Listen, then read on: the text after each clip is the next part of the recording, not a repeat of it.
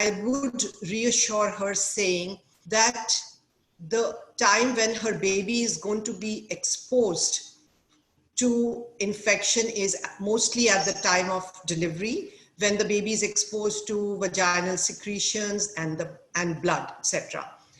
But the good news is that these days, if the baby is immunized within 12 hours, the sooner the better, with passive and active immunization, then the risk of the baby transmission to the baby is reduced from maybe 90% to as low as 10%. Yes, absolutely. So mainly we have to counsel her. There is no need to panic if she's turned out to be hepatitis positive. Okay, now I would like to add that it is found that, can I continue about vertical transmission? I can talk to her about vertical transmission that may happen despite the immunization and how that can be prevented, or you think I should? I think let's come on to that a bit later. Okay. So I would like to ask Dr. Mamta, how would we come to know whether this is an active infection or it is a chronic infection? How do we make out that she's had it just now? How much is the infection? Or is it like chronic? She's had it ever since. Is there a way? And can it flare up during pregnancy or something like that? What should be my concern? Good afternoon, everybody. And thanks for giving me the opportunity. Yes, we can make out whether it is an acute infection and chronic infection. So in acute infection, usually the patient is symptomatic, fever, lethargy, jaundice, etc. Chronic infection is mostly asymptomatic. Also, the liver functions are deranged in acute infection. In chronic infection, the liver function test might be normal, but the most important marker is the core antibody, which is called hepatitis B core antibody, and IgM. If IgG is positive, it can be in chronic, but IgM core antibody positive is suggestive of an acute infection. Chronic infection is if the HBsAg is persistent in the body for more than 6 months and the symptoms might not be there. Also, the liver function test might be normal. Coming to hepatic flare happens in a woman who is HBsAg positive, and the ALT enzyme, it goes to up to 5 times the normal, or the absolute value is more than 350 or more. Patient might be symptomatic or asymptomatic. So basically, now there are 2 questions coming to mind. So would you, Dr. Indubala Khatri, this is for you. So would you refer this patient to a hepatologist anyways, if a patient comes to you, or would you take some criteria, or you would anyways take one opinion every time the patient comes hepatitis B positive, to refer to a hepatologist? Thank you, DGFS team. Thank you for giving me this opportunity. The next step, whenever there is a hepatitis B serology testing positive, we want to do the hepatitis B serology. That means the anti-HBs, anti-HBC, and anti-HBe antibodies. And hepatitis BE antigen is also tested, and the hepatitis B viral load may be tested, and the liver function tests, the enzymes need to be tested. Hepatitis B viral serology may also be essential to rule out any co-infection in these patients. Hepatitis HIV we always get done in screening, so that we have already tested. HIV, hepatitis C is routinely done. It was done. Routinely done. And for the partner, we would ask them to get the hepatitis B done and HIV done, and close family contact, if any, should get it done. These tests we may need to repeat at 28 weeks or so, depending on the necessity. But if the hepatitis E antigen comes positive and the enzymes are high and the viral load is also more than 20,000 units, then we would refer to a gastroenterologist urgently, and it is mandatory in this patient to be referred to a hepatologist. But in all cases, I think within 6 weeks of the testing and all the reports are with us, we can take an opinion from a gastroenterologist, and the management plan can be scheduled for this patient. And then review, this patient can review with that hepatologist after delivery also, and even the family members, if they have been tested negative, they can take the vaccine, and the family members also, if they want, can follow with that hepatologist. So I think I would like to refer finally at least one opinion from a hepatologist. Yes, at least one opinion should be taken, and definitely yes, one opinion should be taken. HPV DNA load should be more than 200,000. Yes, basically the thing is that actually in the guidelines it was 20,000 only. 200,000, yes, that is also one cutoff. No, the whole thing is that if HPV DNA load is more than 20,000, you should refer to a hepatologist. And if it is more than 2 lakhs, antiviral. Antiviral. I think we'll come to that. I'm just going to ask Dr. Jyotsna Suri about this. Dr. Jyotsna, how would we monitor these patients? You know, if we do HPV, should we be repeating it at 26, 28 weeks? Yeah. Thank you, Dr. Nina. Thank you very much for the invitation. And I'll want to clear this confusion of 20,000 and 2 lakh also. So the thing is that first of all, I'll take the first question. How do we monitor these patients? So the concern for us is that they may have a flare during pregnancy. So it is recommended that every 3 monthly we should be doing their aminotransferases. So so that that is for the mother's sake. We want to know that she is remaining stable, and so liver biochemistries every 3 monthly is a must. Even in the postpartum period, we should continue to do it for the first 6 months.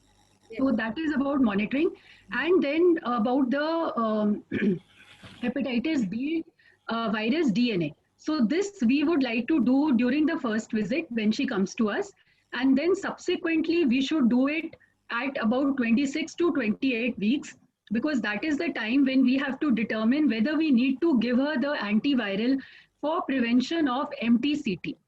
So now coming to the treatment. So who are the people who require treatment? So first thing is those who require treatment for the disease itself. So there are two issues. One is that the mother is in a condition in which she requires treatment. Second is we are giving it to prevent the mother to child transmission. So now for the first condition, that is when we have evaluated her ALT, because ALT is specific here rather than AST, it is the ALT values which have to be checked again and again. So if the ALT is more than 2 times above the which is the accepted upper normal limit of the lab. Normally we take it as, I think 40 is mostly taken as the ALT. So if it is more than 2 times above, that is more than 80 ho gaya. So if it is that, then the patient, along with that, if she has got a hepatitis B DNA level of, DNA level of more than 20,000 international units, in the presence of hepatitis E antigen positive, she needs to be treated irrespective of MTCT, because that is for her own, to prevent the progression of her disease, we have to give it. Second condition is in the presence of ALT more than 2 times the upper limit of normal, but the viral load here, HBV DNA load is more than 2,000, that is when the hepatitis E antigen is negative. So there are both conditions, hepatitis E antigen positive and negative. If it is positive, more than 20,000. If it is negative, more than 2,000 international units per ml. And this we have to give for the mother's sake. Now coming to the next question, that is the MTCT. So for preventing the MTCT, even if the ALT is normal and it is not raised, we have to give it if the HBV DNA is more than 2 lakh international units per ml at 26 to 28 weeks. So I think this difference should be very clearly understood by all of us, because in so many things are written in the guidelines also, there is so much of confusion and conflict. But we have to understand when it is 20,000 and 2,000, those are conditions in which hepatitis E antigen is present or absent, and it is for the mother we are giving. And the second thing, and that is in the presence of ALT more than 2 times normal. So here in this other situation, we are giving only for prevention of transmission to the baby. Here it is irrespective of the ALT, But if the DNA load is more than 2 lakh, at 28 weeks, we should start the antiviral. Now, what are the antivirals we should use? So there is, I think, no conflict about this. It has to be the tenofovir disoproxil fumarate, that is the TDF. And TDF is given in a dose of about 300 milligram per day. There are other antivirals like lamivudine and telvivudine. But the problem with lamivudine, if you give, it has to be at a dose of 100 milligram per day. But with lamivudine, there is the problem of resistance. So we can't give it long term. Now the thing is that suppose you are giving it more than 3 months, lamivudine, and later the woman, and you are giving it for prevention of MTCT. But later on, the woman needs it for her own self at some stage in life, then she may have already developed resistance to it. So that is why it is recommended that TDF is the safest and the problem of resistance is not there. So we can give it, till the delivery. Now here after delivery, there is again a conflict. Some say give it up to 6 weeks, some say up to 12 weeks, some say you stop at delivery. So there is a lot of confusion about this. In our place, we normally give it up to 6 weeks after delivery. Even though one guideline of the Liver Society along with FOXI, which is published in 2019, Indian National Society for Liver Diseases with FOXI, they have taken out a document. They say that we should continue till 12 weeks after delivery. So this is about the antiviral therapy. Thank you, Dr. Jyotsna. That was really elaborate and at the same time to the point. So that clears the confusion, how and when to start the antiviral therapy and what is the whole idea of starting the antiviral therapy. So what is the risk of mother-to-child transmission and how do we prevent it? Although you almost told about it as well, but I would like to ask Dr. Kiran Guleria also. So why are we worried about, and what is the gestation when it gets more transmitted? What is the time when the transmission is more and how to prevent it? And does the time and mode of delivery affect or can we prevent by doing a cesarean or something like that? Dr. Kiran? So thank you, Nina, and thank you, DGF, for inviting me over for this very important topic. Now, I think before Nina, I go to the question, you projected your first slide of LFT. You know, to the students, we teach a very simple method of evaluating or interpreting LFTs in pregnancy. So if you allow me, can I just say? Yes, sure. So what we do is we tell them that in pregnancy, what is happening is there is a placenta forming. And so anything which comes from the placenta will add to the LFT. So that is why you will find raised alkaline phosphatase and alpha-fetoprotein. And then there is hemodilution. So what you see is that there would be decrease in the hemoglobin and decrease in the level of serum proteins. And third thing which happens is the procoagulant state. So there will be increase in the clotting factors and fibrinogen. So that is what happens to the LFT in pregnancy. Rest, all the things will remain as it is. So any change in LFT of a pregnant woman, if you find, you must evaluate. So this is a very easy method of remembering how to interpret LFT. Now coming to the mother-to-child transmission. So now I think people have already talked about it also, but when we talk about HBsAg positive mother, I think this is the biggest threat that we are looking at, mother-to-child transmission. And I think there is no doubt that the maximum transmission occurs around the time of delivery, at the time of delivery, due to, because of the cervical and vaginal secretions. So that is the time when the maximum transmission occurs. And otherwise, having said that, there is a similar, like very minimal or smaller chance of it getting transmitted even in utero also. So I'll quickly say that anything if you do invasive, like suppose you are doing, especially when you interfere with the placenta, for example, you're doing a CVS or you're doing amniocentesis, where you have gone through the placenta, or anything where placenta is disturbed in these patients, like having a something like threatened abortion or a rupture.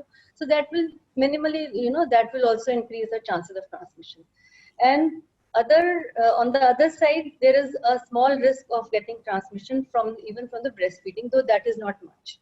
Now as I said, that the maximum transmission occurs around the time of delivery. So what is the rate of transmission? Now, if the woman is HBsAg positive, but she does not have other, parameters of infectivity like HBe positivity or viral load is not that increased, in that situation, the perinatal transmission would be to the tune of 20 to 30%. But if she has HBe positivity as well as high viral load, then the chances of transmission increases almost double, you can say 50 to 70%. Now, the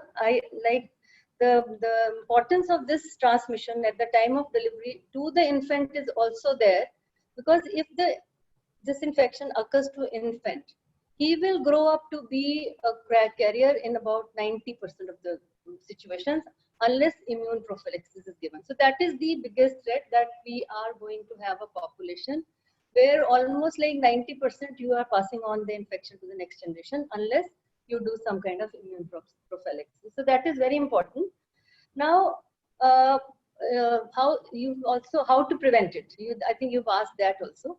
So partly it has been answered. Now, if in the during the pregnancy, you should avoid all invasive procedures if you can, and you can replace them with the non-invasive testing. Say maybe we're talking about non-invasive prenatal testing or invasive monitoring during labor. So that things which you can avoid. And then Jyotsna has already talked about giving, antiviral therapy to decrease the load during the third trimester, and then hence decreasing the chances of infection to the mother, to the child. But the most important successful program is giving immune prophylaxis to the neonate. So in that we will give both immunoglobulins as well as vaccination. First dose should be started. Now, most of the guidelines say that it should be given within 12 hours, the dose of immunoglobulins and first dose of vaccination. However, if you look at the WHO, they even say that you can give it up to 24 hours. Yes, exactly. By giving this, the advantage is that you bring down the incidence of perinatal transmission to less than 5%. And in fact, now, WHO recently has said that our aim is to bring it down to less than 1%. And so we must look at those causes which can be the reason for immunoprophylaxis failure. And I'll just add one more thing here, that if we are looking at a preterm baby being born, so when you give them, their immune response may not be up to the optimal. So in these preterm babies, once you have finished with your either 3-dose or even 4-dose schedule of active immunization, you must look at their antibodies at 9 months or 12 months, so that if they have not produced the optimal immune response, they must be given a booster dose. So that is important also to look into the factors which can cause, immune prophylaxis failure. So in those cases, we should do a repeat testing and give them a booster dose. Yeah. And what about the mode of delivery? Okay. I don't think it should be affecting the whole thing. Yeah. So we don't. So in other way around, we can say that cesarean section will not reduce the incidence of transmission. So we all agree. Yes. So we do not need to go for cesarean section for this indication. Yes. Yeah. And Dr. Pooja, what about breastfeeding? Can she go ahead or not? Good afternoon, everyone.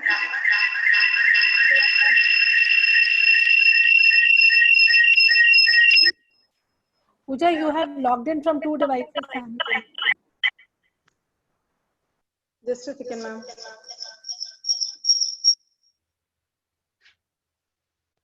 Logged in from 2 devices simultaneously, Pooja.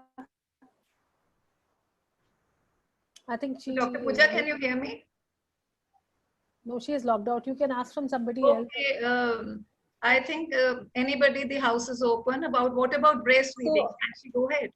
So yes, I think we can go ahead with breastfeeding. Yeah. It does not affect the transmission, except that if they have cracked nipples or if there is some problem with the nipples, then we would tell her to use a nipple shield and take care of the cracks before restarting the breastfeeding. But otherwise, breastfeeding is allowed. Yes, absolutely. So I think the rider here should also be that this baby has received immune prophylaxis and vaccination. Yes. Then the incidence of transmission will be reduced. Very, very minimal. Yes. And what about hepatitis B vaccine? Dr. Urvashi, if the patient is non-immune, is negative, Would you, I mean, what are the all panelists? They're offering vaccine to everybody or only high risk? Well, I would offer it to somebody who is at high risk, maybe the household contact, because we would want to then check the contacts, the household contacts, the husband. The other way around, I'm asking the other way around. Like if you have a pregnant patient who doesn't test HPS positive. Right, I understand. So if he is at high risk for getting that infection because of her immediate contacts, then I would offer to it. I still haven't started offering it to routinely to all pregnant women who are negative for anti-HBS antibody. So, and Mamta, what are you doing? Dr. No, we are also not giving routinely. We are not giving pregnant patients. So anybody who's giving contact. No, we are checking the antibody titer for all the patients pre-conceptional, and this is the vaccine which should not be contraindicated, and this is given in the pregnancy also. So basically, this is not contraindicated, but at the same time, what WHO is recommending is to the high risk strategize it and then give. So I think in that context, it is very important to ask the history. What is her, is she continuously being exposed, though she is still negative, but is there any risk factor which exposes her to continuously to the chance of acquiring the infection? So there are certain conditions which are listed, which would also mean that she has household contacts or sexual exposure or her behavior or, you know, all these drug abusers or even chronic liver disease. Then patients who have end-stage renal disease.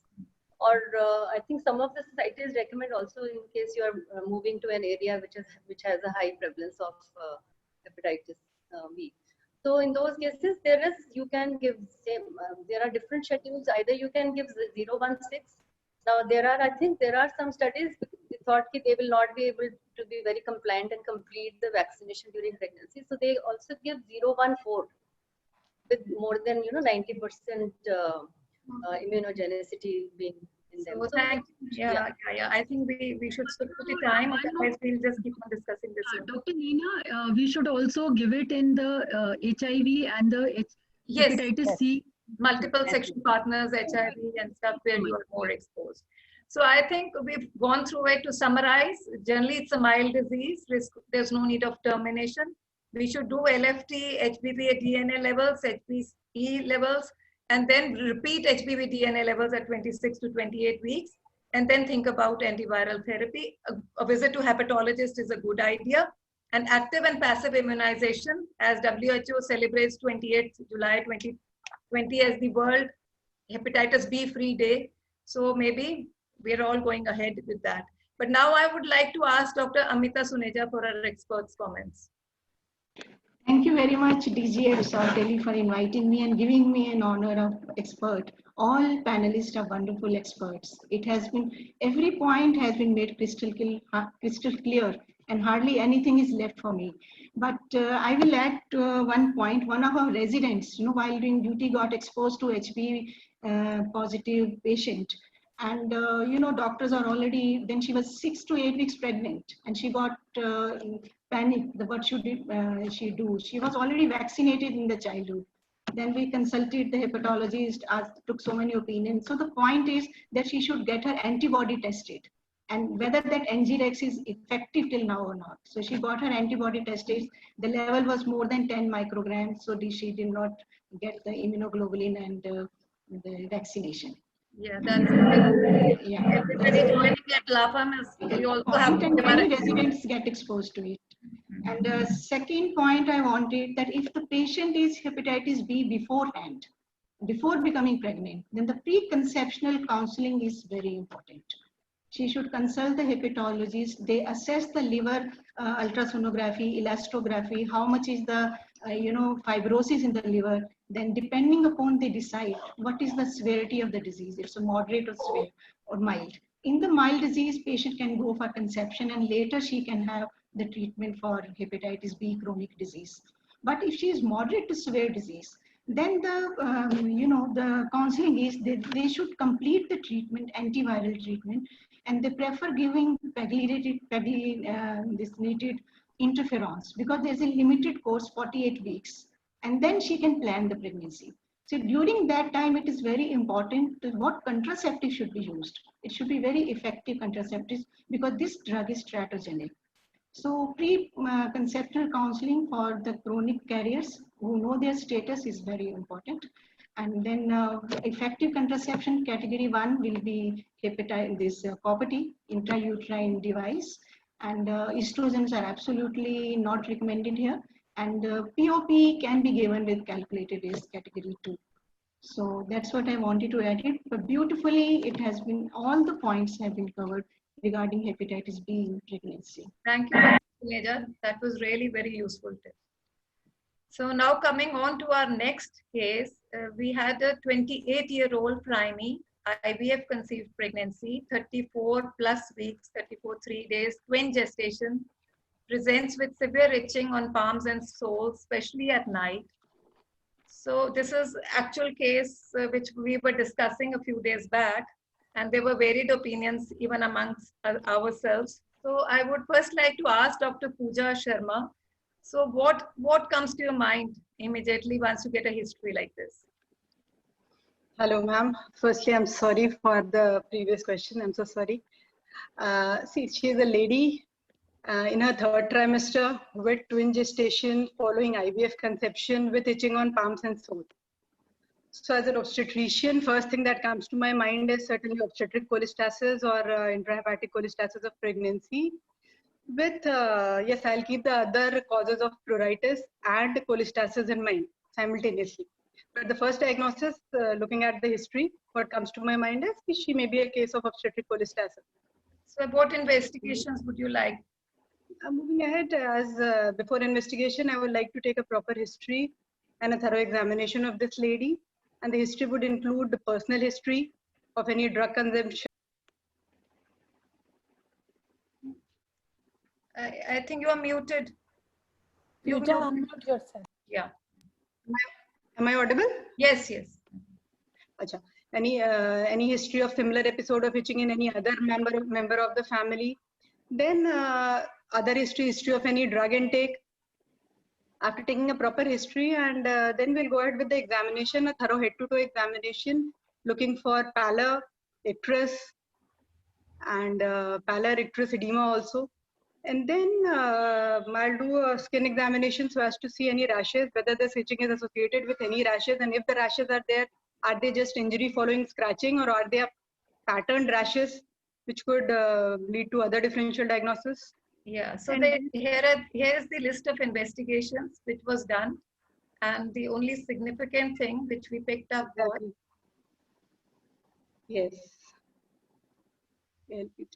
so serum bile acids. There were 56 here in this case. There was no other, there were no scratch marks other than, sorry, I can't hear you again. I said there is no other abnormality besides serum bile acid being more than 40, yes, which is the theoretical cutoff for severe IHCP. Yeah, so probably, yeah, we are going towards ICP in this case. Yes, definitely. Yeah. This blood picture is more suggestive of obstetric cholestasis rather than other causes of itching in pregnancy. Yes, yes, definitely. So Dr. Urvashi, how frequently do you encounter this in your day-to-day practice, ICP? Dr. Urvashi? Dr. Urvashi, unmute yourself. Yeah, sorry. So the incidence reported in the Indian population is 1 to 2.4%. But in my practice, I encounter it slightly more frequently, maybe 2 to 4%, maybe because many of my patients are IVF pregnancies who have been on hormonal support, and there are a higher number of twin pregnancies. And also older women, more than 35. And I think that is the reason why I get to see more of it. So that's what it is, maybe a multi-gravida and multiple pregnancies and elderly Right. more likely to have this. Yes, and if they're older and if they are on hormones, they are more likely to have ICP. As well as it's also seen more in if women have gallstones, then they will probably have a higher incidence. Yes. As well as if there is a history of something like this, then they are more likely, or if there is a family history, then there will be an increased. Also ethnicity, I mean, women, there is a higher incidence, I believe, women in Bolivia or Chile. And seasonal variation, more in winters, diet deficient in selenium, all that has been reported as well. Definitely, we are seeing more and more of it because of multiple pregnancies, especially IVF pregnancies. They're going to have it more, definitely. So why does it bother us so much, Dr. Mamta? Why does this condition bother us so much? Dr. Mamta? Nobody wants a bad outcome in any obstetric patient, isn't it? So Yes. we really fear for any intrauterine death or stillbirth. That is why we are promptly treating this condition.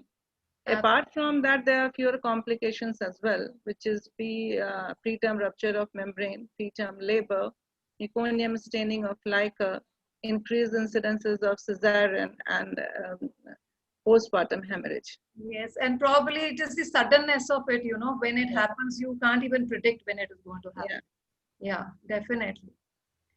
So, Dr. Kiran, this one is for you. What is the most important investigation which guides us in our management, and how does it correlate with the outcome? So yeah, so as already has been said, that serum bile acids, which are fasting serum bile acids, yes, which are also diagnostic and also the most important investigation in this case. And if the fasting serum bile acids are more than 10 micromole per liter, actually that is raised. But for prediction of these bile acids, they guide you for prediction the fetal or neonatal outcomes.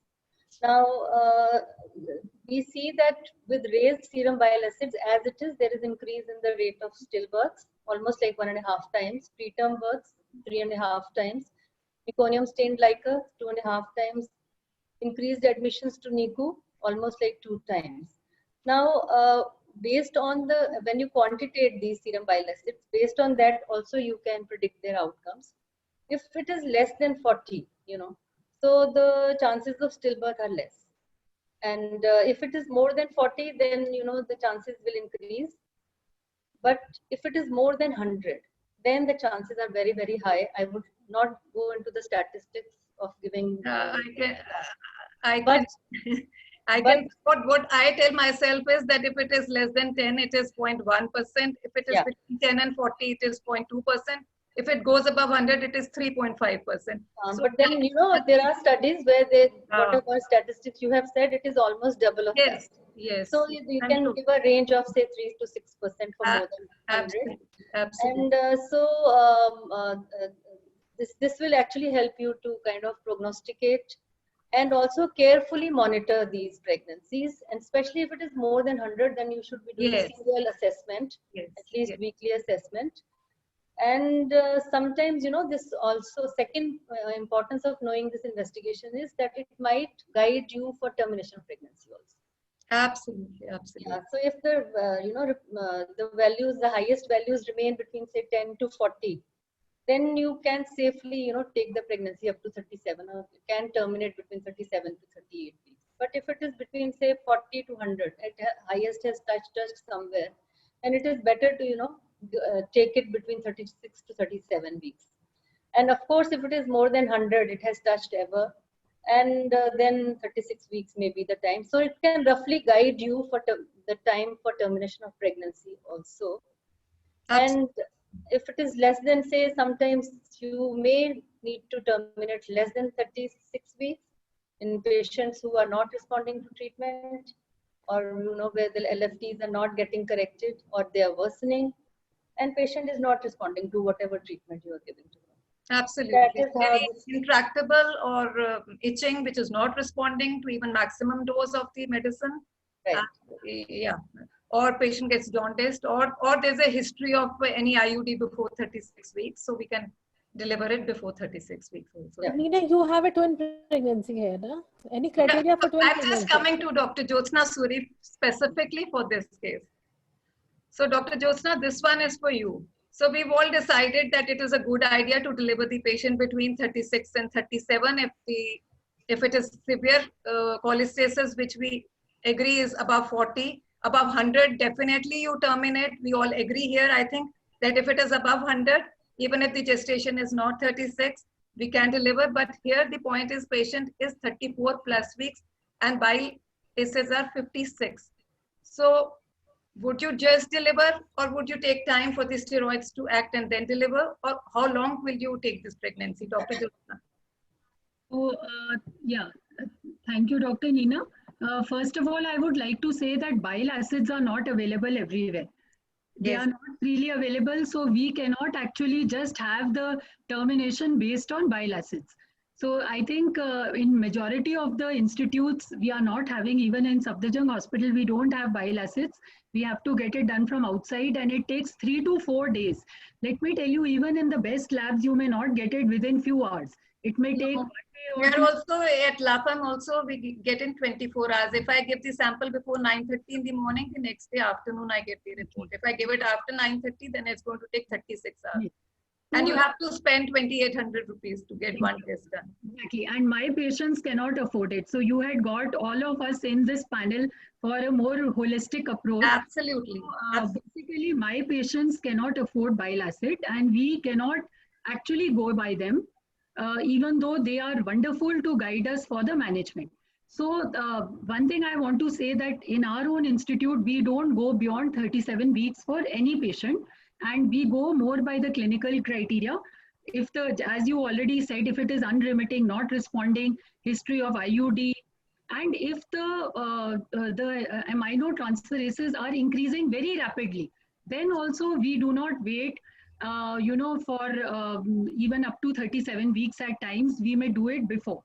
We may do it. That's a very good point. I'm so glad you brought it up, Dr. Jyotsna, that a lot of times there is this confusion that now the paradigm is shifting from 38 to 37, 36 plus 0 to 37. If there is a risk of sudden IUD, as Dr. Kiran just very rightly said, the risk is much higher in later gestation than in earlier gestation.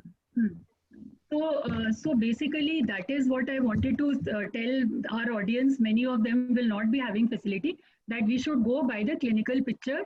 Also, if you don't have facility for the bile acids, because many times we cannot use this facility. Now the second thing is about steroid.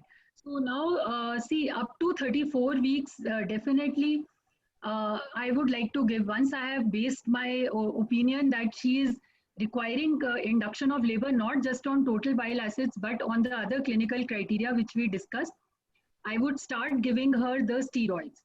And I would ideally wait for it to see. It is a, double-edged sword. You wait for it to act. And in the meantime, there is an IUD. That is something which we are all scared about. So a very good counseling has to be done. At the same time, we give the baby with respiratory distress. Again, we have lost it. So I think we should try our best to give the steroids, steroid cover before 34 weeks, at least if we are terminating the pregnancy. And we keep doing the strict monitoring, even though we all know that monitoring here doesn't have that much of a role. But latest, some guidelines are coming up. There are some 1 or 2 studies which say that very frequent monitoring in hospital is giving good outcomes. They could prevent IUDs. 6 hourly they have been doing. So I don't know really whether, that is a very, very practical or feasible approach. Now, between 34 to 37 weeks, it is the time when most of these patients are induced. Before 34 weeks, it is only a very small proportion of patients.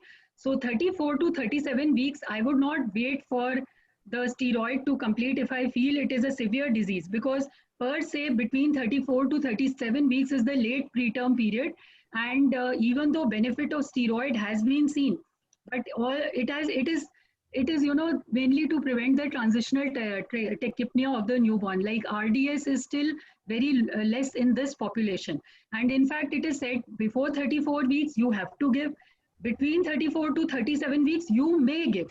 and you may give after the counseling, because again there are risks of the steroid also, which we all know. Latest studies have come up, and especially in the animal studies, that there are issues with this, especially related to the neurodevelopmental issue, brain growth of the baby, and all those things. So that is why beyond 37 weeks we definitely do not give.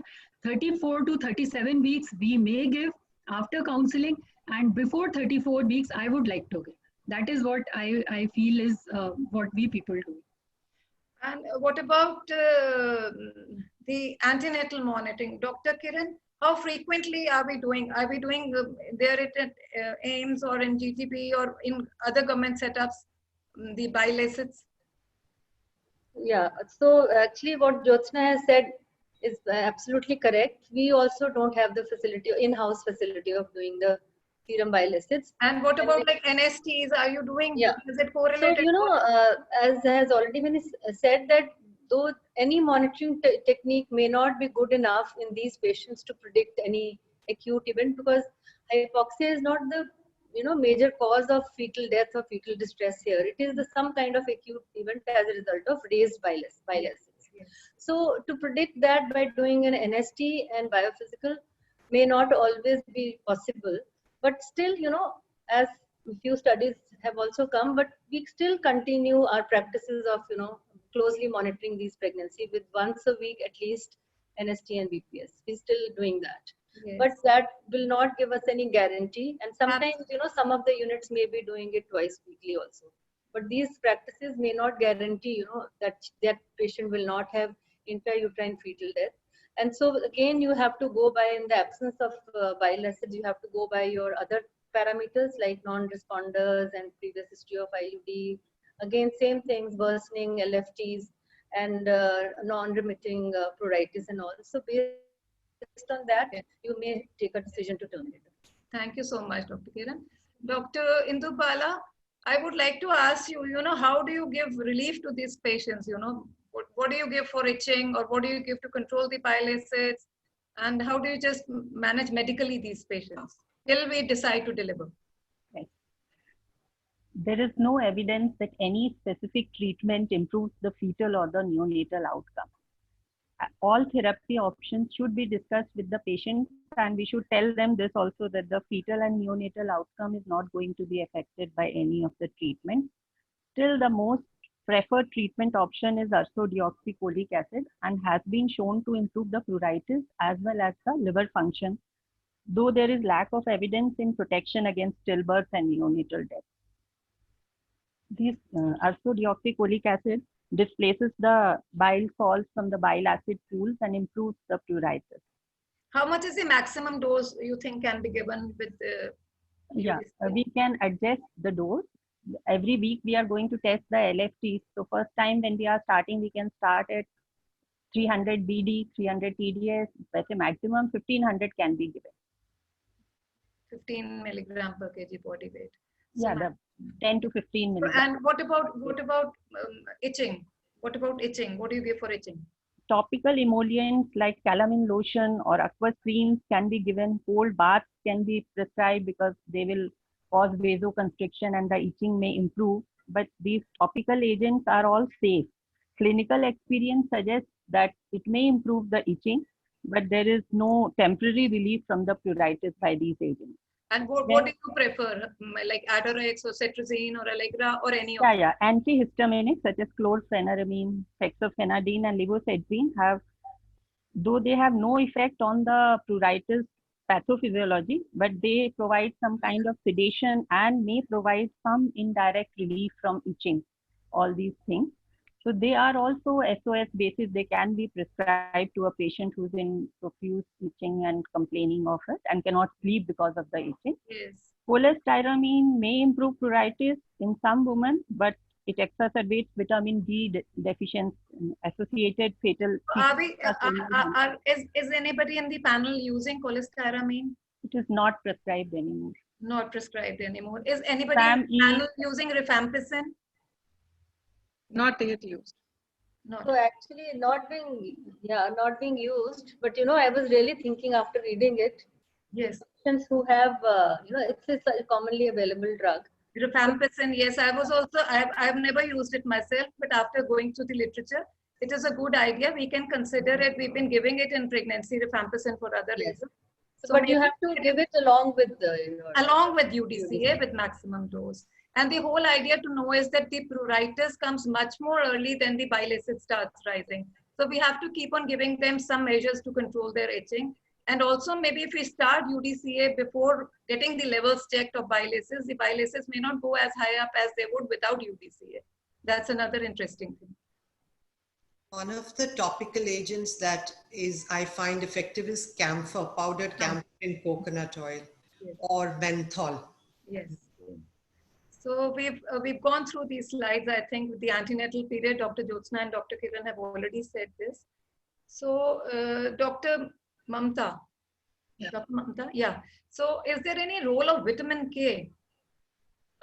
Before I answer this question, I just would like to add that bile acid test, as Dr. Jyotsna mentioned, is not done everywhere, but Gangaram is the one hospital which if you give the sample in the morning, the reports come in the evening. No, even if you give in Lal, it comes in the evening. If you but Lal started later, Gangaram mein aa jata bahut jaldi.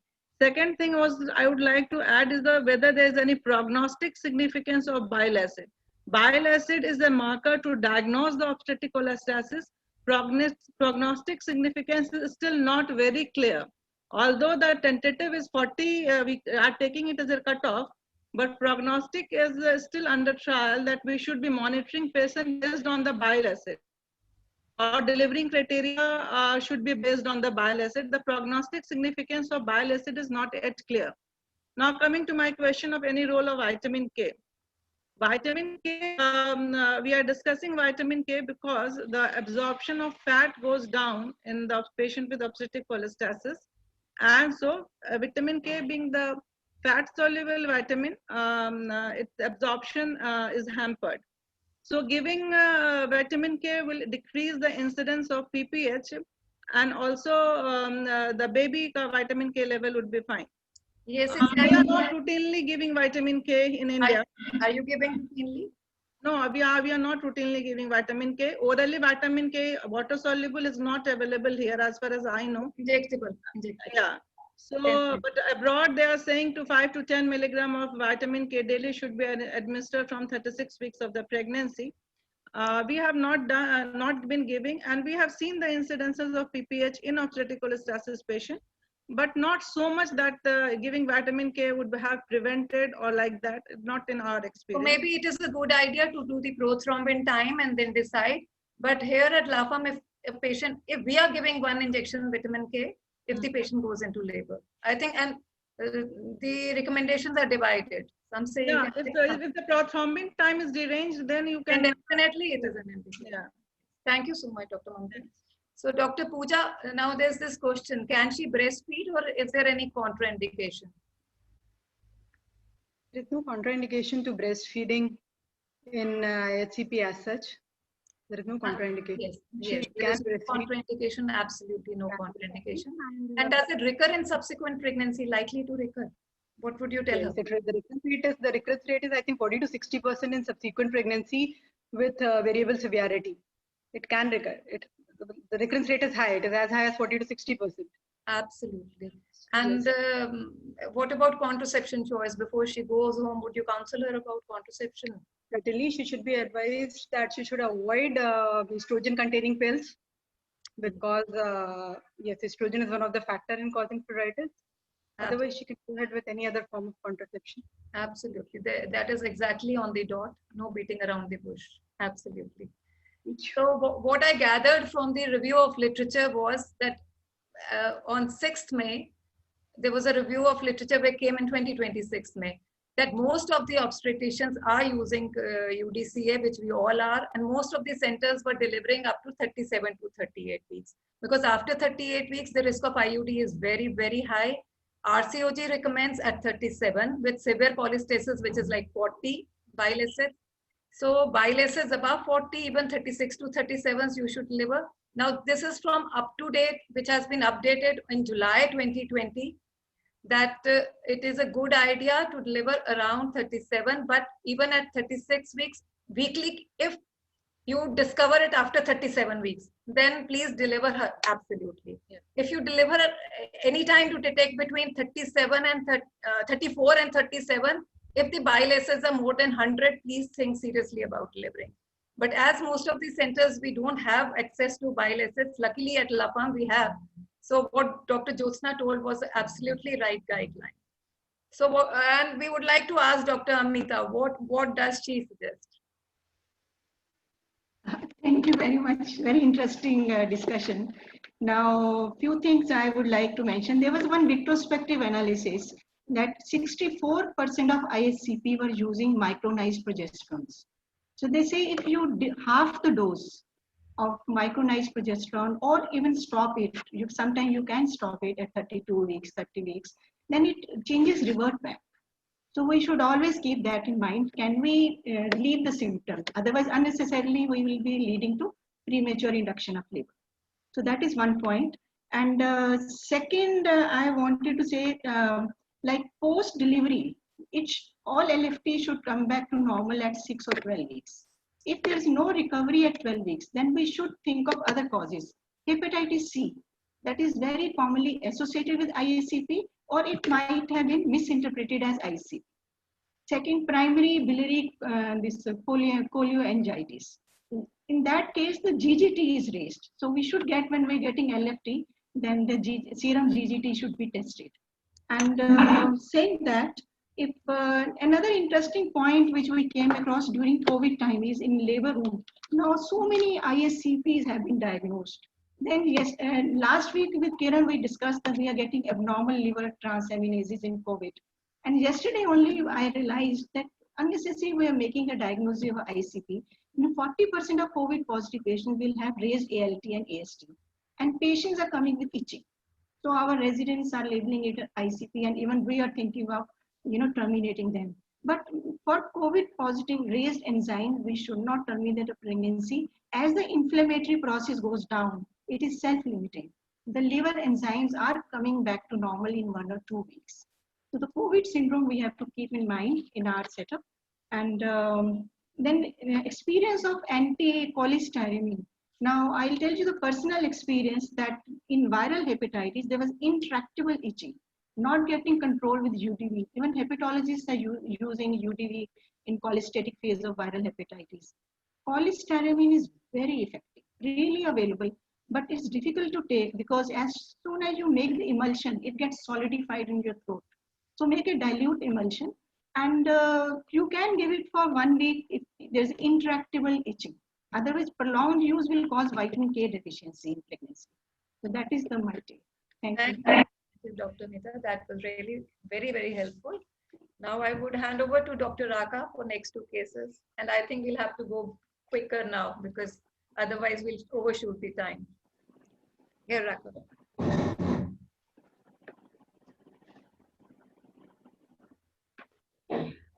Good afternoon.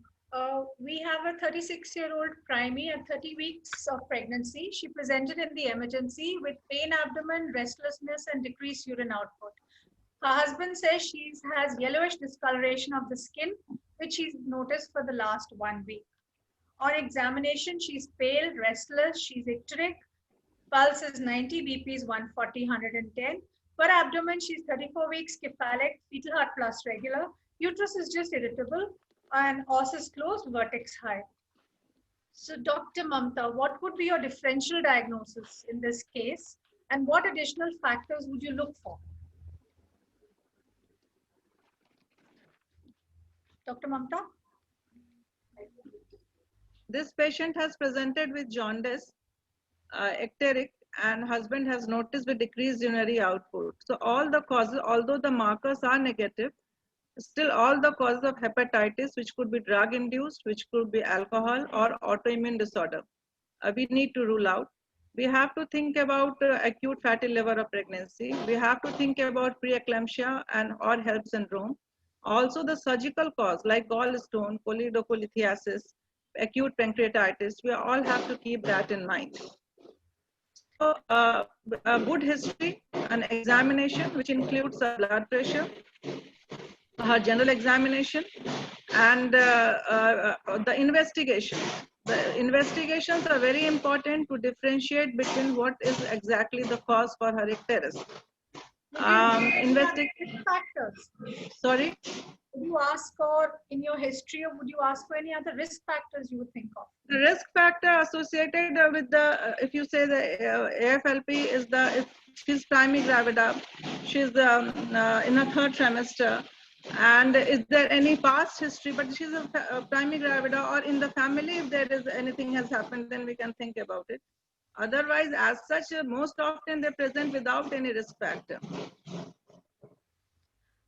Okay. The investigations, as we sent, we get them. Hemoglobin is 7 grams, TLC is 19,000, alkaline phosphatase 800, platelets are 90,000, AST, ALT are raised, her viral markers are negative, her blood sugar is 50 milligrams per deciliter, and her serum creatinine is 2.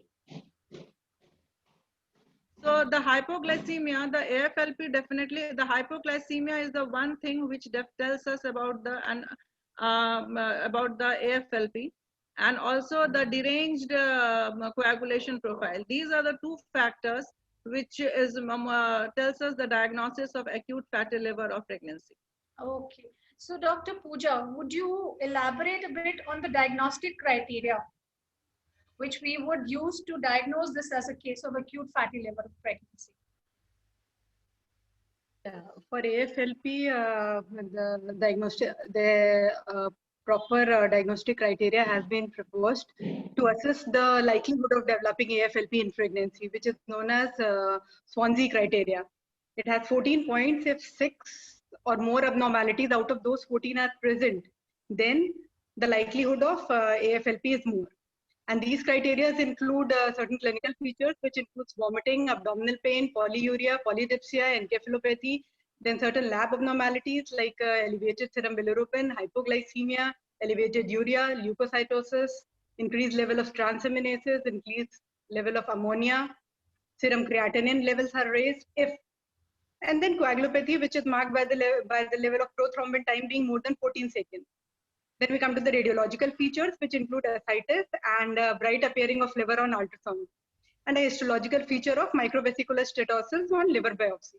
So out of these 14, if 6 or more are present, then we can anticipate that the likelihood of AFLP is more. Okay, so our patient has come with vomiting, she has abdominal pain, she has features of encephalopathy, her liver enzymes are elevated, her kidney functions are deranged, and she does have hypoglycemia. So we can make a diagnosis of acute fatty liver of pregnancy. Yeah. So Dr. Jyotsna, we hand over this patient to you. How would you manage her? What monitoring would you do for the mother, for the baby, and what is your timing and the mode of delivery?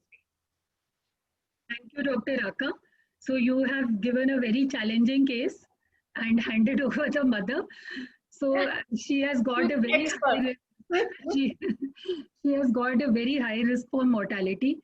I think, once the encephalopathy sets in, it's very difficult, and except if there is a center where liver transplant can be done, we really can't do much. But yes, if they come early, there is now, the key thing is early recognition and early delivery. So timing of, first I'll say the last point, timing of delivery should be immediate. The minute you make the diagnosis, which is by the clinical means we have made it, we should not waste another minute after that. We have to deliver the patient, because that is the treatment for the lady. So now in the meantime, how do we manage this patient? So maternal monitoring is of course very, very, very crucial. She has to be. Dr. Jyotsna, you've become mute. An intensivist, hepatologist, or a physician. Then a blood bank physician should be there. Neonatologist, if the baby is alive. Many times we get these patients, by that time IUD has already occurred. So this team will take care. Now, what are the maternal, how do we monitor the mother?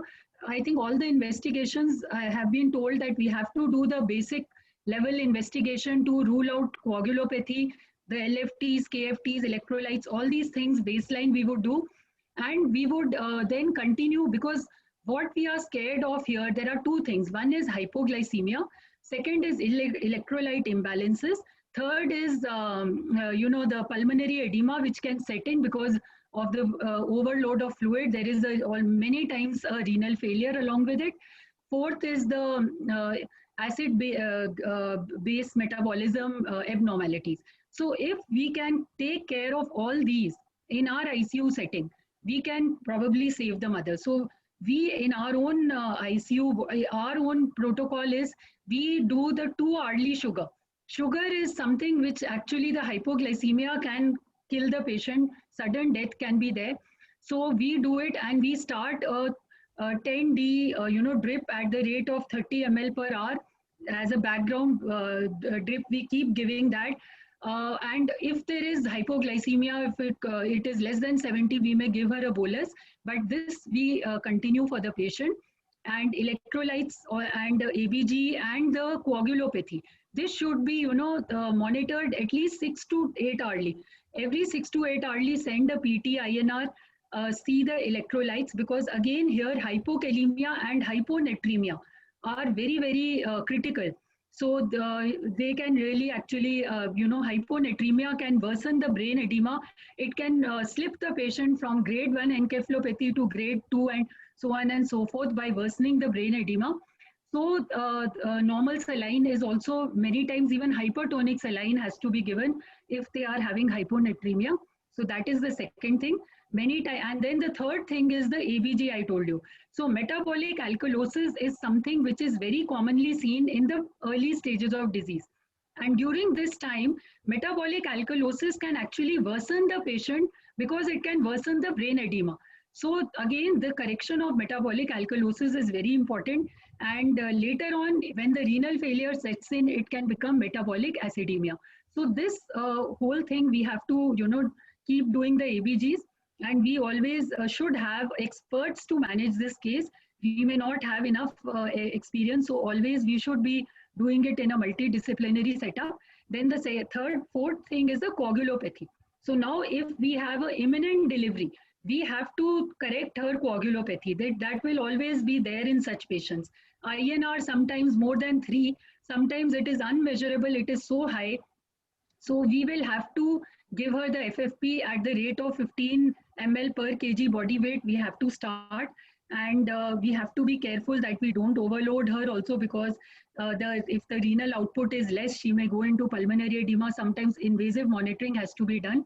So that is the also very important component of care. And a multidisciplinary approach. Yes. It has to be in an ICU setting. You cannot do it in a normal nursing home. Absolutely. And fetal monitoring, of course, till the baby we deliver, we would like to do the continuous electronic monitoring. Now, timing, I told you, we deliver the patient as soon as we stabilize the mother, we correct the coagulopathy, we should deliver the patient. Now, mode of delivery, see, if it is a very sick patient, and the bishop is very poor, which is normally the case because it is normally a preterm labor. Even in your case, it is 33 weeks. So we don't expect a very good bishop here. So here, in the kind of patients, because they deteriorate very fast. So if that is the case, we could do a cesarean. Otherwise, if you feel that we could deliver her within the next few hours, maybe maximum of 24 hours, then we can do the cervical rightening and try for vaginal delivery. So, but at the same time, we should always, stabilize the mother and then go in for the delivery. Okay, thank you. Dr. Urvashi, is there any role of genetics in this entity? And can this recur in a subsequent pregnancy? Dr. Urvashi? Yes, I've unmuted. So there is a very strong role of genetics in AFLP. In fact, it is associated with an inherited defect in the mitochondrial beta oxidation of fatty acids, the LCHAD deficiency, or the long chain 3-hydroxy-acyl coenzyme A dehydrogenase deficiency. It's quite a mouthful. And both fetal possession and maternal possession of this defect has been linked to a very high risk of developing AFLP. In fact, 1 in 5 women who develop fetus, And if the couple is heterozygous for this mutation, there is a more than 25% chance of having an affected fetus. The recurrence rate is also more than 25% of AFLP in every pregnancy. The gene defect is on chromosome 2, and the most common mutation is on the G1578C and E474Q. And that is the one that codes for the LCHAD. And so it's very important to screen both the baby and the mother after delivery so that it not only assists in the diagnosis, but also counseling for future pregnancy. So the chances of recurrence are very high if this mutation is present. Just to summarize, AFLP, the incidence is between 1 in 7,000 to 20,000, presents between 30 and 38 weeks. Diagnosis is on clinical features and lab result. Management is prompt delivery. Enzyme deficiency associated is LCHAD, and molecular testing must be done for women with AFLP and their offsprings. Recurrence is there in subsequent pregnancy, so prenatal diagnosis by CVS or amniocentesis or whatever is required. Now, Dr. Kiran, in case this patient's viral marker turns out to be hepatitis E positive, would our management stay the same or would it be different? Okay, thank you, Raka. So now with same patient, 33 weeks, third trimester, and she's highly symptomatic. And now her viral marker E has come positive, you said. So I think I would like to do her complete LFT with all the other viral markers also, and also like to get her, if possible, her hepatitis E RNA by RT-PCR also. Because she being symptomatic, she being in the third trimester, and her chances, I mean, this is one of the viral hepatitis which kind of aggravates the disease if pregnancy occurs. So the importance of this in third trimester increases because chances of her going into fulminant hepatic failure are as high as 60%. And also that her chances of having she's at high risk of maternal mortality to the tune of say 20 to 25%. And also the increased perinatal mortality, stillbirths. So, and then, there is also a chance of vertical transmission if she delivers during this period, when she's symptomatic and when her viral load is high. So now the focus would, has to be again the management on the mother, that you do the same thing. The patient is in HDU ICU setting, there is hepatologist, there is intensivist, and now you need to do her supportive management for hepatitis.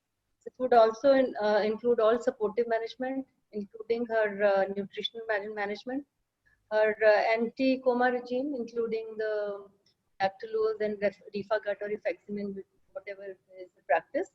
And then you have to avoid certain drugs here like paracetamol. I just want to mention it because this is important, because she's heading towards liver failure.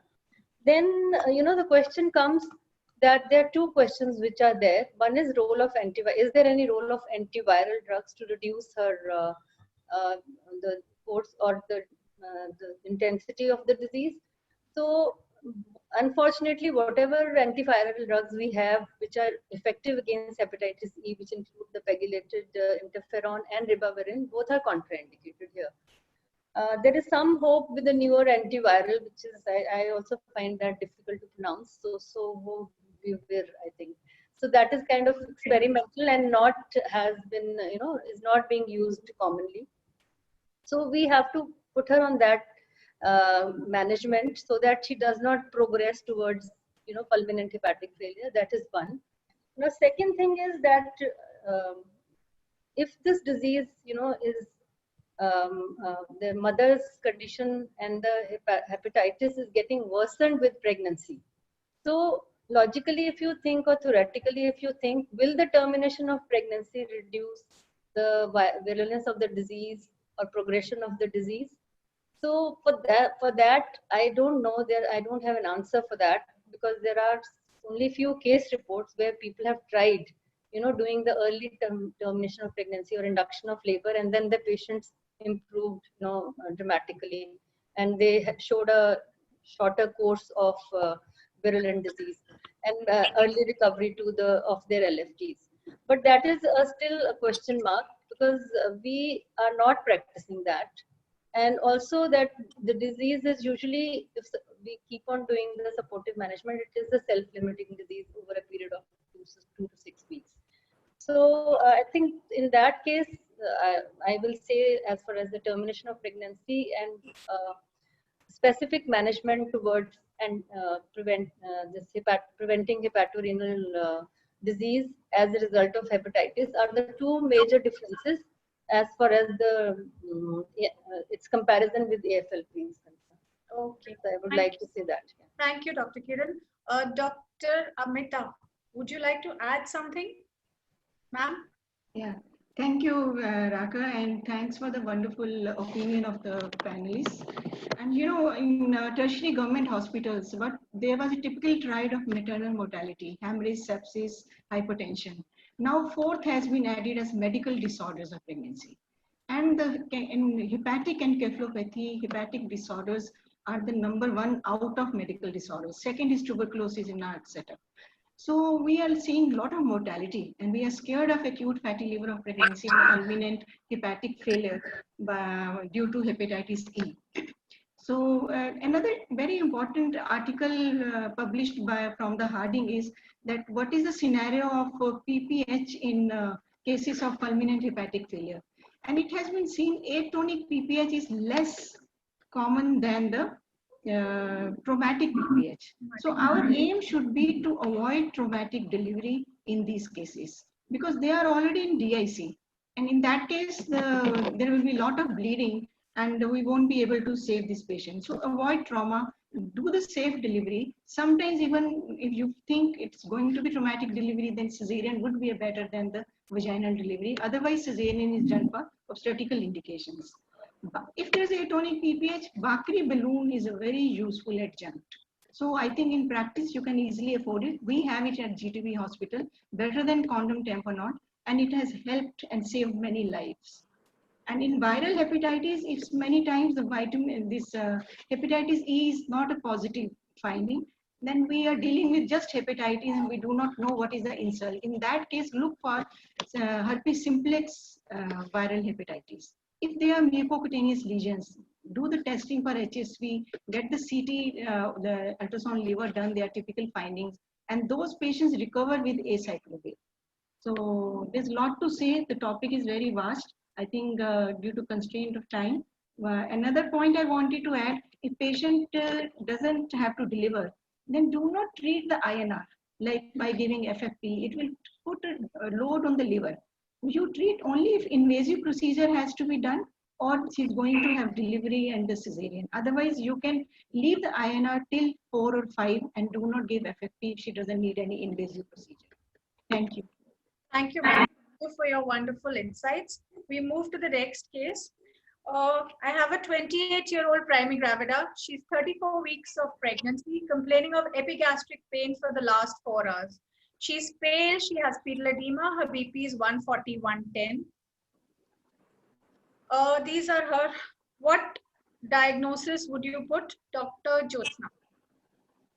Let's go straight to you. Yeah, Raka. So she's having high BP of 130/90 with pedal edema and with anemia. So of course, the first thing which comes into our mind, and with acute pain in the right hypochondrium for last few hours. So of course, it is a preeclampsia. The first thing which comes into our mind is either it could be just a preeclampsia with severe features, or number 2, whether it is a HELLP syndrome.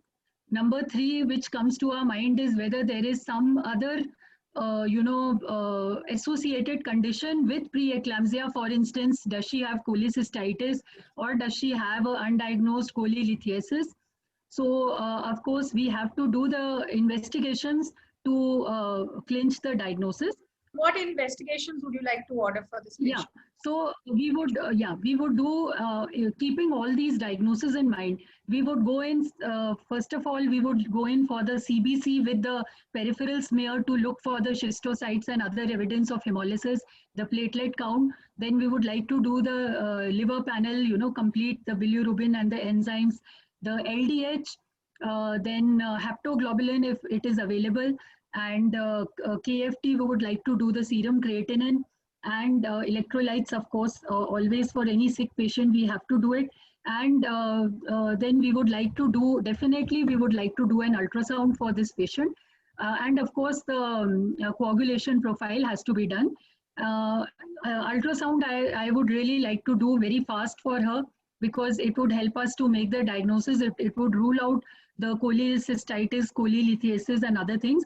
And plus, because she has got acute onset pain, we have to keep in our mind the diagnosis of subcapsular hematoma, which could be a association of the HELLP, associated with HELLP syndrome in many cases, and it's much more commoner than we actually think it is, because many times it goes undiagnosed. So ultrasound would be very, very important. And at times, if ultrasound is not helping us, especially for subcapsular hematoma, because ultrasound is just a screening investigation, we may even have to go for MRI in some cases. Okay, so our investigations are hemoglobin is 6.2, her TLC is 9,600, platelets are 50,000, serum bill is 2.9, AST, ALT are raised, her PT-INR is 17, RBS is 84, urine albumin is plus. So again, diagnosis, differential diagnosis. Jyotsna, would you just elaborate, just enumerate what you would think of? Yes, so here we have got all the things are there. The hemolysis is there. Evidence of the thrombocytopenia is also there, as well as liver enzymes are raised. So definitely our diagnosis, now we have got a narrower distinct picture. So we will take the HELLP as the first diagnosis. Of course, there are other things which we have to rule out, like the TTP and the HUS, and of course just the preeclampsia with severe features, and sometimes the flare of the SLE. So I think these are now the more typical differential diagnosis which we have with HELLP as the first. So what management parameters do we have, Dr. Mamta? Is there any basis on the classification of disease? How can we manage any particular parameters we can use? Mamta? Yeah. So HELLP, keeping this as an HELLP syndrome, it can be classed. It has been classified in two ways. One is partial HELLP, another is complete HELLP. That is one classification. Partial HELLP means that either one or two features are present, and complete in all the three features, which is raised liver enzymes, raised LDH, and platelet count is less than 1 lakh. The second classification is in which we classify to class 1, 2, and 3, and based on the platelet count, in which the platelet count is less than 50,000, and the second platelet is 50 to 1 lakh, and class 3 is platelet is more than 1 lakh to 150, and severity is more of class 1. So that is the basis of the classification. So that class 1 patients whose platelet count is less than 50,000 are prone to have more complication as compared to class 3. Second criteria, which is more important in managing this patient, is of course the gestational age and the condition, overall condition of the mother and the baby. Okay. So gestational age. Dr. Kiran, back to you. What would be your management if the patient is less than 34 weeks or more than 34 weeks? So I think now if the HELLP is confirmed, so it is one of the features of preeclampsia, which is severe category. So in such a case, nowadays, I think there is no role for any expectant management. So less than 34 weeks also, see, our problem is very easy. If it is more than 34 weeks, we say yes, because, but less than 34 weeks also, now once, earlier in the earlier task force, we used to say we can wait for the corticosteroids to take cover, and we can wait say 48 hours and then decide about termination of pregnancy. But nowadays we've realized that this waiting would be very disastrous for the mother, because there is very high chance of her going into DIC to the tune of 20%, and also having, you know, the rupture, which is almost like 15 to 18%, AKI, acute kidney injury, then intrauterine fetal death, and even also maternal death, sometimes to the tune of 1%, and some rare complications like we've already discussed, hepatic hematomas and rupture. So thinking that in mind, there is now no role of expectant management. But if she's less than 34 weeks, so in apart from other things, the major thing is that you can start her on antenatal corticosteroids for lung maturity and give her whatever doses are possible within the time when you are terminating the pregnancy. And of course, both ways, whether she is less than 34 weeks or more than 34 weeks, you will give her magnesium sulfate prophylaxis for the mother's neuroprotection. And also then, you know, you will decide about the mode and of, based on the fetal conditions and maternal conditions, you will decide, and the cervical pelvic assessment, you will decide on the mode of termination. And if she has any of the coagulation parameters, derangement or thrombocytopenia, then you will prepare her for either vaginal or cesarean delivery. Depending on that, you will also give her all the components which are required to raise these levels. And of course, then, because usually it is around 34 weeks, you will inform the neonatologist. You will have a good anesthetist at hand. So you have to be ready for all those things. So what I mean to say is that irrespective of her gestational age, this is also one of the conditions where you should think of terminating the pregnancy. And antenatal corticosteroids is one of the things which will probably differentiate less than 34 and more than 34 weeks. And also, if it is extremely premature, like less than 30 weeks, then we will also think of giving, I mean, we are giving magnesium sulfate, so neuroprotection for the fetus will also be taken care of. And I think that's all I want to say. But just one more thing, maybe the role of, you know, we've been discussing that the role of corticosteroids for the betterment of the disease, which is, we've discussed earlier also, that is the Mississippi Protocol, which where the corticosteroids may be given to the mother, usually, you know, in a setting where it is a atypical health, where thrombocytopenia is the pronounced feature. There it has been used on around the clock basis for about 7 to 10 days to raise the level of platelets. But once, you know, these DIC or, you know, kidney or rupture or anything happens, then you don't have time. In that case, you just have to replace the components.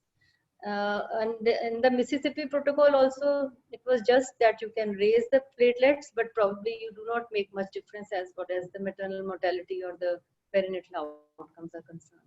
Okay. So I think I just go by this. Okay. Dr. Indubala, what are the liver-specific complications we should be aware of? What happens if the patient suddenly collapses? What do we think of?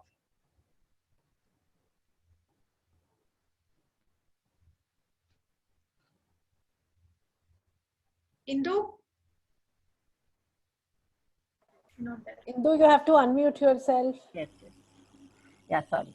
Liver-specific complications, few have been touched also by the other panelists, but we have to remember liver necrosis, hemorrhage, subcapsular liver hematoma, liver rupture, hepatic infarction. Also, few cases have been reported. Permanent liver damage may be the result, but in this patient, as the presentation is, it may be a liver hematoma or a liver rupture, which we could seeing the findings in this patient. A combination of surgical treatment and the medical management should be kept in mind. Sometimes surgical treatment may be required, like hepatic artery ligation, omental patching, or other measures like packing with gauze. They are also preferred over lobectomy sometimes when there is liver rupture.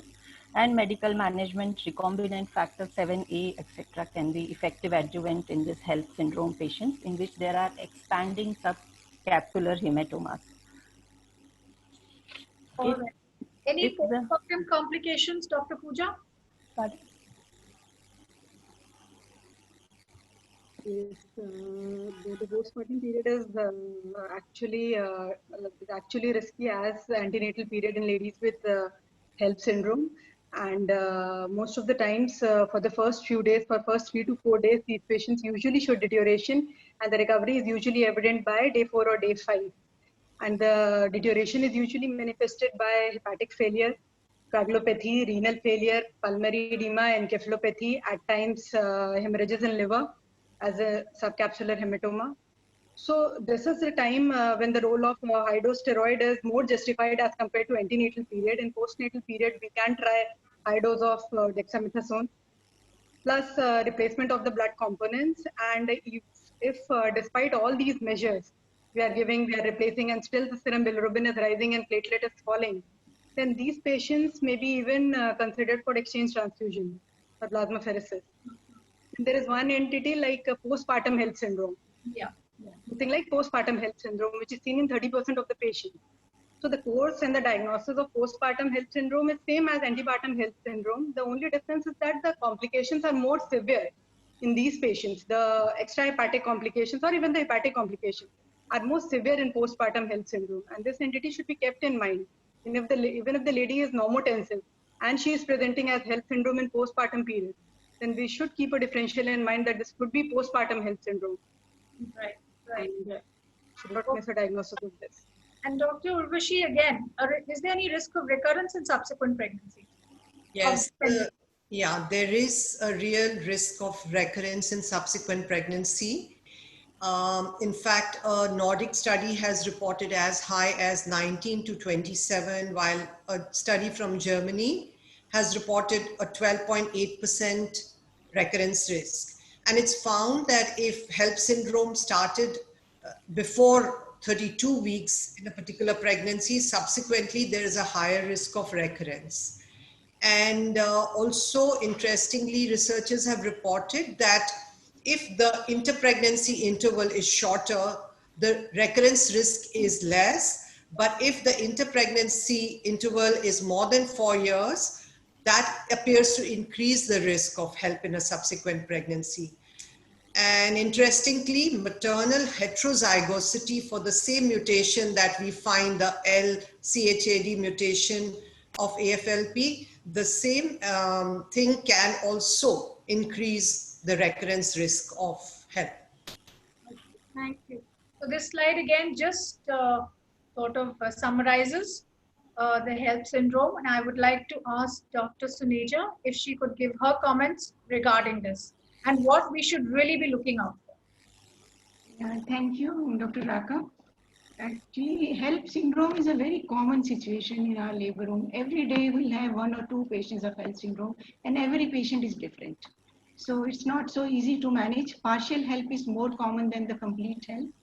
And so the management has been dealt in very detail. I won't be saying the same points.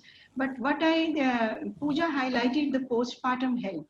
And you know, if it occurs without the hypertension, then also we have to give max-self prophylaxis for the HELLP. So that is one important point. We should not think patient is not hypertensive, she is not PIH, and we will not give. So one point is that. And the second point which Dr. Urvashi said, that acute fatty liver, initially it was thought 40% of patients of acute fatty liver have HELLP syndrome with severe preeclampsia. So maybe it is the same syndrome. But now they have come with the notion that two things are different entities. And it is more common if the fetus has the LCHAD deficiency. So that is one. Second simple point, I think, which everybody knows, if patient goes for cesarean in HELLP, we should take precaution putting a drain. Many times we have to reopen these cases. So if you don't put a drain, they'll again transient thrombocytopenia will occur. They'll have hemoperitoneum, and then you have to reopen the patient. So put a drain and give the component therapy, judicious use of component therapy. That is very important. We should know the platelet levels, at which platelet level we can do the vaginal delivery and what level we can do the cesarean section. That is 50,000 and 80,000 for respectively. So I think, and postpartum, if there's epigastric pain, there's a list of differential diagnoses. Preeclampsia with severe features, There can be even associated pancreatitis. Always have that diagnosis in mind when you have patient of acute epigastric pain. Dr. Jyotsna has already highlighted that. So I don't think I have to add much. Thank you. Thank you, ma'am. Thank you very much. Thank you to all our panelists and all our experts. And we still have our thirst for knowledge, and our quest for knowledge continues. Thank you. I now hand over the forum to Dr. Sujata, who will take any question and answers from the audience. Hello, am I audible? Yeah, you're audible. Yes. Okay. There is only one question. Why we do this fasting? Like if we are doing in daytime, the level of serum bilirubins, are they going to change, and how much? The level of bile acids. Sorry, bile salts. Yeah, that's it. It does get affected by post-meal. It increases. How much? Like, is it very significant? It can be done non-fasting as well. Yes, it can be done non-fasting definitely, but fasting is a bit more accurate. That's it. So if it is. So there's one more question by Dr. Charanjit. What is the safe antibody titer level, and in which trimester? I think he was talking about hepatitis B. 10. The safe antibody titer level in which trimester? I think it's an antibody or maybe a viral load. I don't know. Antibody? I don't know. I think this question popped in when you were doing hepatitis B positive patient. Even I don't know what is a So I think this is in context to the hepatitis B vaccine. She's asking that we were saying that safe titers and patient doesn't need vaccination.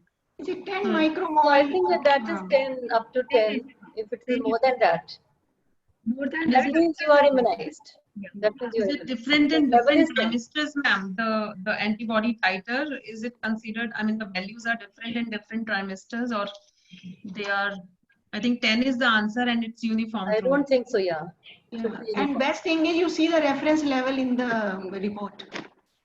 I just wanted to say something about bile acid and ICP, because that keeps bothering me, that at times we have one high level and then we rushed for a cesarean for a patient. And I've had this experience that a primee who was very keen for a normal delivery at 34 weeks had a very high bile acid level, 56 or 60.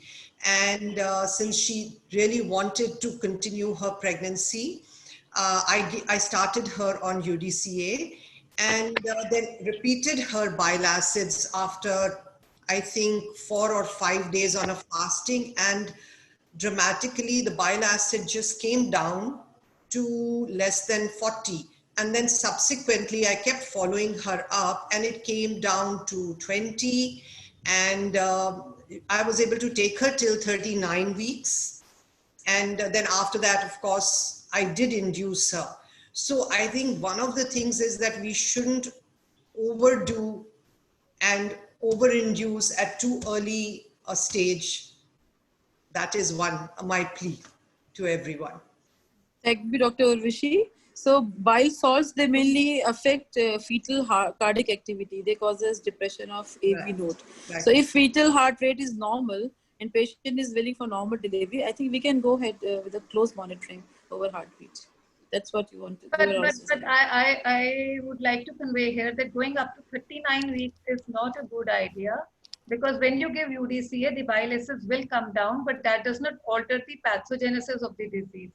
So it would be a good idea to, I mean, at the most where you can go up to is probably 38, but 37 plus definitely you should start. That is how we make changes in our practice. That is the whole idea of going through the literature and coming to a research question. Yes, these are the evidence-based things. That is the research question, that if we give the UDLIV and the bile acid goes down, can we continue the pregnancy further or not? So it's not written anywhere. Have to consider one highest point. So I think all these things should be taken into account when we are talking about pregnancy less than 36 weeks. Yes. Because otherwise, after 37 weeks, we should not be thinking of all. Absolutely. Yeah. That's the point, that if you detect it after 37 weeks cholestasis, you should deliver. Actually, a lot of literature about bile acids and the role of UDCA is there, that it does help the mother's symptomology, it does bring down the bile acid, it improves the fetal outcome also. Yeah, but fetal outcome, there is lot of controversy.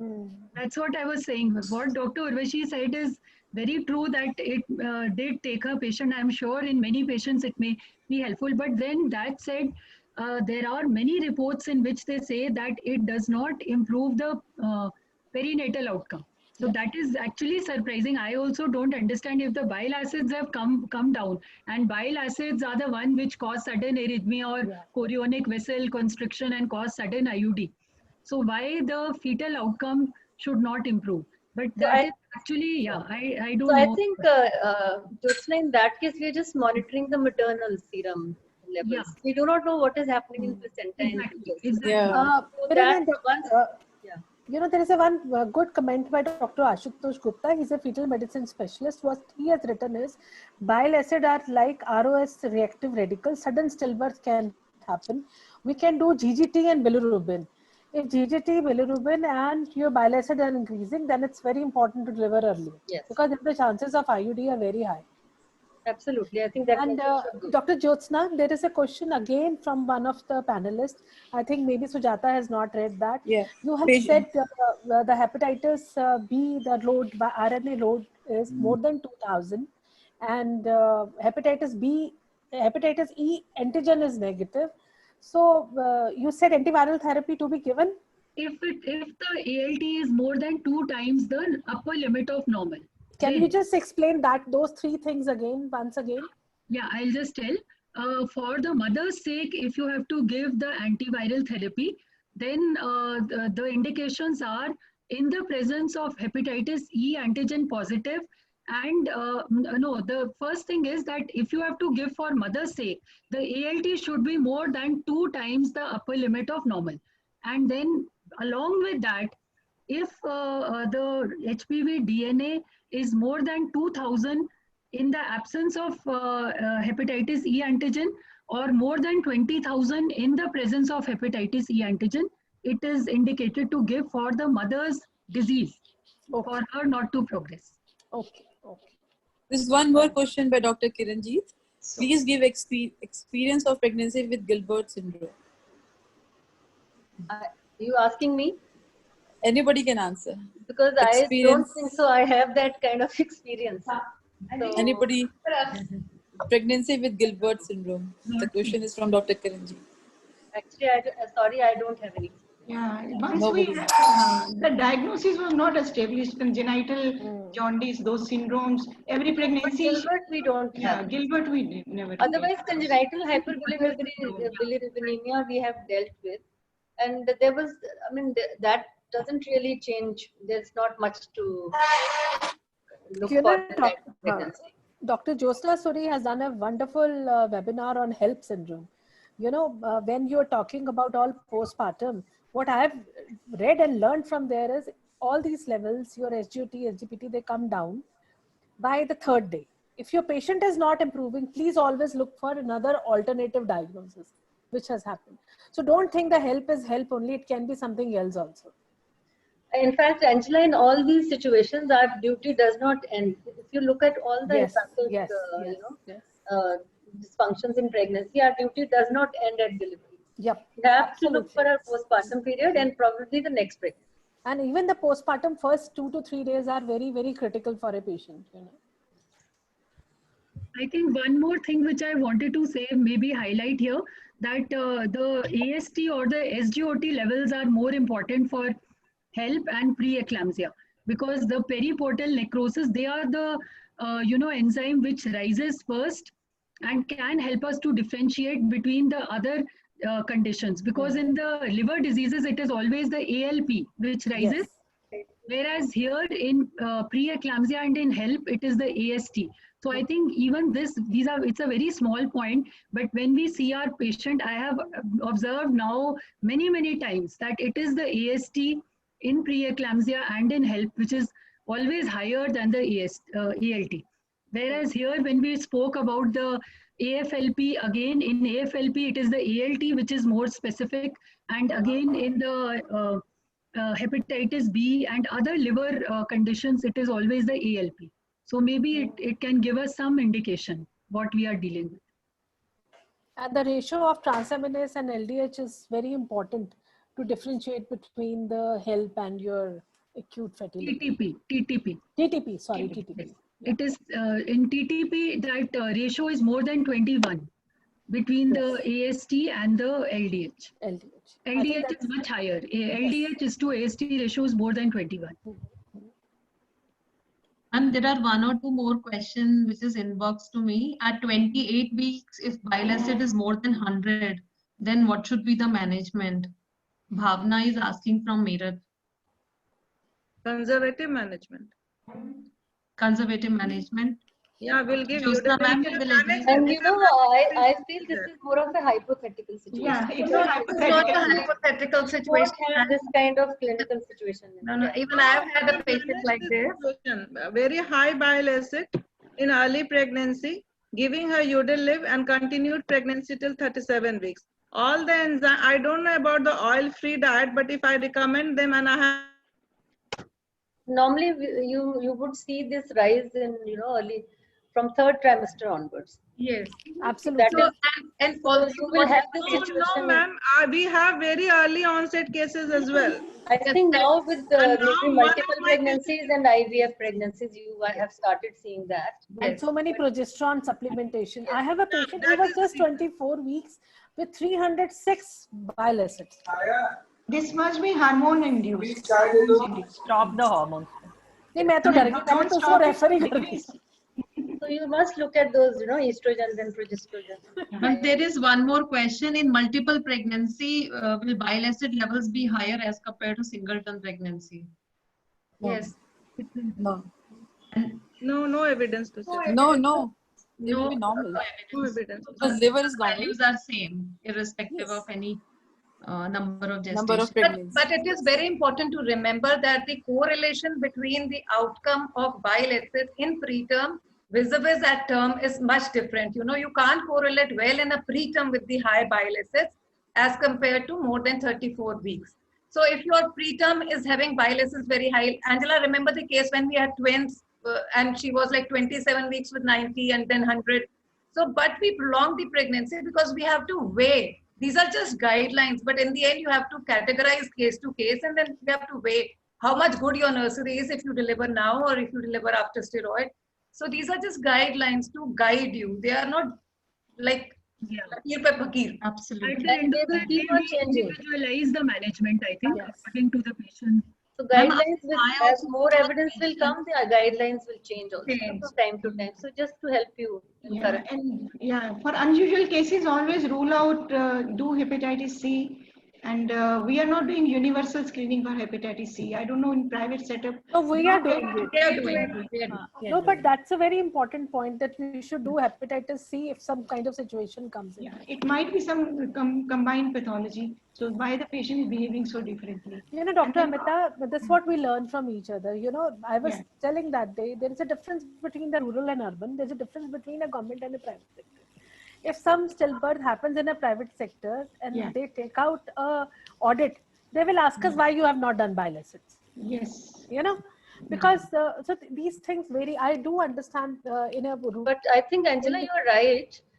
We cannot, if you have the facility available, we you should have to use it. We have to use it. That's a very important thing. But what we were talking about in our setups. How frequently you will do bile?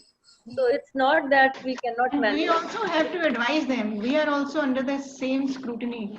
So patients are now very well aware. Their lawyers make them aware. Absolutely. Absolutely. Ma'am, I also have one question. Dr. Jyotsna was saying regarding steroids and 34 weeks. So if the pregnancy is between 34 to 36 weeks, then what about steroids? If we just, waiting for her to deliver any time we are anticipating, then what is the opinion of house on steroid use for lung maturity? So, because Dr. Jyotsna was saying 34 weeks is the cutoff as per her. So I think most of have now started. For me, as per the evidence. I was not telling about. That's her opinion. Yeah, this is what she said. That is her opinion between 34 to 36 weeks. I said because I have been reading all the literature. about this. You know, we have been doing extensive, there are projects also going on this issue. Our own pediatricians in our hospital, they are not allowing us to give beyond 34 weeks now for vaginal delivery. Absolutely. Because, yeah, they are not allowing us because of so much of evidence which is coming up about the brain development of the baby. In animal studies, there have been, you know, these kind of things have come up that it can lead to the brain growth is low because the cerebral myelination, I think, is more during the late preterm and after 37 weeks. So they say that between 34 to 37 weeks, if it is a cesarean section, then of course we do give. But for vaginal delivery, they tell us not to give, but still we counsel the patient and sometimes we do give. I'm not saying that in no case we give, but it is not as if you have to give. It is may give. That is what I said. And that is the exact line. If you read the ACOG guideline of 2019, even the RCOG is the same what you are talking about. Yeah, it is exactly same. They say, we had a very detailed webinar and in the month of July on this only. About what you are saying is absolutely, we counsel our patients and go by that, what you are, Dr. Jyotsna is saying. But Sunita, what you are saying is there's no role of prophylactic steroids. Like twins delivery, there's many patients, they come to us and they say, मुझे तो steroid नहीं लगे, मेरी friend को तो लगे थे, मैंने तो Google में पढ़ा था that you give me steroids. So, you know, and many practitioners are giving steroids at 28 weeks or 32 weeks. So basically, there is no role of prophylactic steroids. Okay. You will give steroids only if you think you are planning to deliver a patient. Yes. Yeah, that's what, ma'am, I'm asking. If this this bile acid is somewhere between 39, 40, and 36 weeks, if we are delivering the patient, then there is no need. There is no need. And in fact, you know, the most of the cases now, even pediatricians are rather unhappy if we give them steroids after they will question us.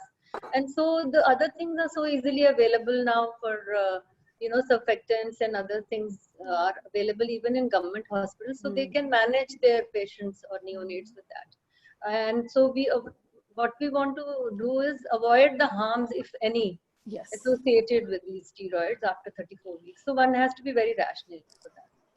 So I think that's the take-home message. You know, I have seen in practice now people are taking consent from the mother that we are giving steroids to your child and these are the harmful effects, but these are necessary for your fetal maturity. So that is being followed in MACS. So, मुझे लगता है आगे उसके बाद तो अपना सारी file consent से ही भर जानी है. प्रोग्रेस नोट्स तो पता नहीं कितने जाएंगे. Right. Everything. Ma'am, we need to ask one thing. Ma'am, if do we need to vaccinate the patient if patient is hepatitis B negative and husband is positive?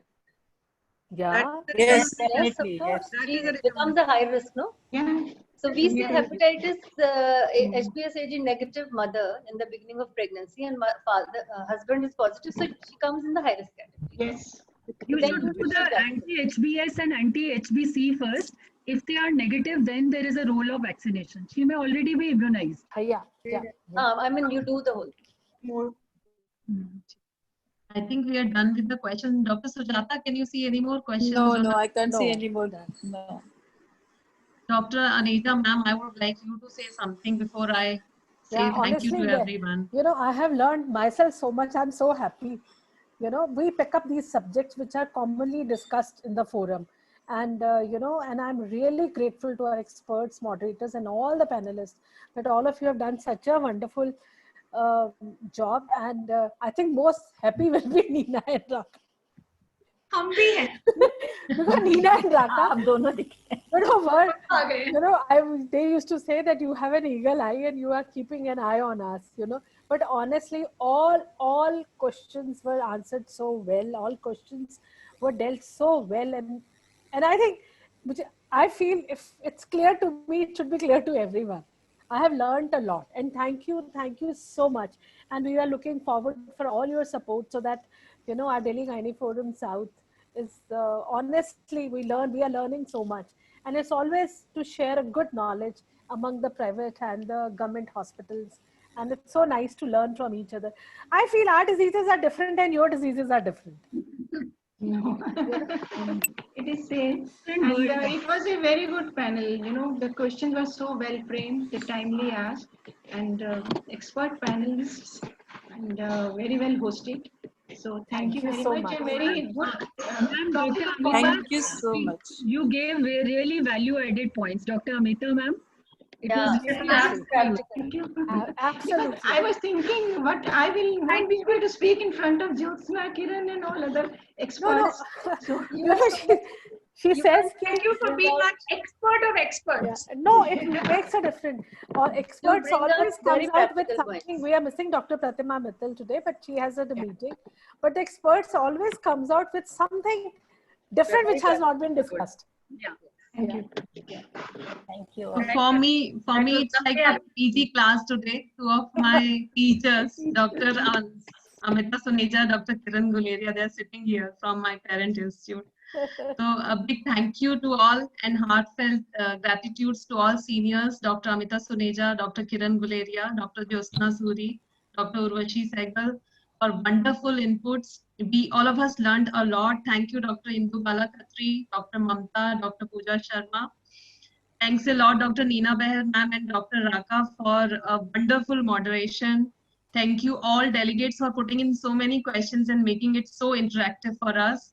And a big thank you to our wonderful president, Dr. Aneja. She is so choosy in all the topics, and the way she chooses the topics and then helps us executing everything so well. Yeah, I talked to her. Stick.